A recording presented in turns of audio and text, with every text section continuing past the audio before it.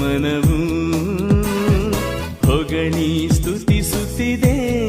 ನಿಮಗೆ ಕೊಡುವೆನು ಎಂದಿರಿ ದೀನ ಮನದಿ ಕೇಳುತ್ತಿಹೆ.